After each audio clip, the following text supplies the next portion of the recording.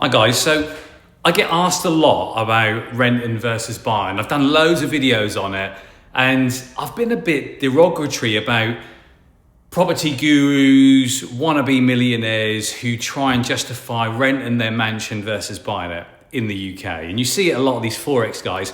They talk about living in a £3-4 million mansion that they rent, and when they do their videos you can tell it's rented a mile off because it's fucking empty. You've got next to no furniture and the furniture is in there. It's cheap and nasty. However, as I look outside the UK, like Dubai, I thought, do you know what? I'm gonna number crunch this as much as I can in every possible different angle to see if there is any justification. And I've come to the realization that there is, but not what you think, not what the gurus or wannabe gurus tell you. So there's a balancing point, there's a tipping point of, I think, when you should buy and when you should rent. And this is nothing really to do with dead money versus mortgage payments and all of that stuff. It's to do with how much capital do you have to outlay in order for the rent that you pay. What do I mean by that? So just bear with me for a second. So I've always been against renting your own home because there is no dead money. Even if you pay a monthly mortgage payment, it's not dead money. It's not a liability because the capital appreciation typically is tax-free, and a liability isn't just money that you pay out every month. It's money that you can earn as income, not just monthly, but over a period of time via capital appreciation. So that's why I've always been really against it, a little bit belittling the people who try and justify it. But here it goes. So if you rent an apartment, a really nice apartment, and it costs you £2,500 a month, but you can buy that apartment for £500 to £600, you're effectively paying annually the rent, which is about 5%. Sometimes it can be even more than that. The apartment, if you're spending £2,500, it could be £300-400, but typically £500-600.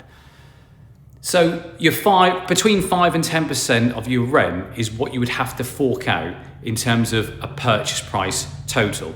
But when it comes to a mortgage, if you're putting like 20, 30, 35, 40% down, the money that you're paying out in rent is actually a third, if not a quarter, of the deposit that you would need, maybe even more sometimes.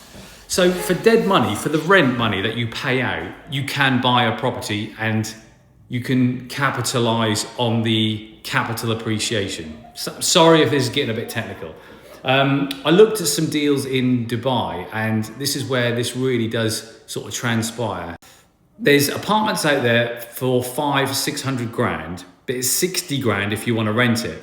But to buy a £500 apartment, even if you get a mortgage out there, your mortgage is only going to be £2,500. So that doesn't make sense in rent, and you're paying a huge amount in rent versus the value of the property. But flip it on its head for mega mansions for a second. Now, if it's a £3 million mansion, barn, villa, whatever, and to buy that, especially in the UK, you're looking at hundreds of thousands of pounds in stamp duty. If you need a mortgage, you're going to have to put down anything between 500,000 and £1 million in deposit. And then based on interest rates of today, your monthly mortgage payment is going to be between 10 and 15 grand a month. So that's like 180 grand a year in mortgage payments, up to £1 million in capital tied up, but you might get the capital appreciation. But in some cases, you can live in a £3 million mega mansion for as little as 100 grand a year rent. Now, when I think about that, 100 grand a year rent is a lot of money, don't get me wrong. But to buy a £3 million mansion, that is like 30 years of rent with no interest, no maintenance bills. I can kind of see the argument because you can do a lot with 1, 2, 3 million quid, and you can probably return a much greater figure than the 100 grand a year that it's costing you in rent.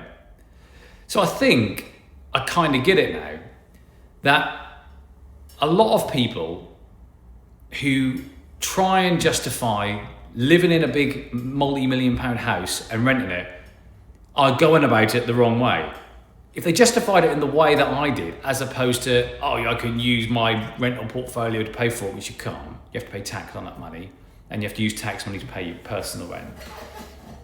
But I think if you use the formula of end value or purchase price versus rent, the wider that gap gets, the better the rental deal is. If the purchase price is equivalent to your rent is like 10% of the purchase price, then or 20%, I don't think it's worth doing, or even more than that. But if your rent is like 5% or under than the total purchase price, then that, for me, does make sense.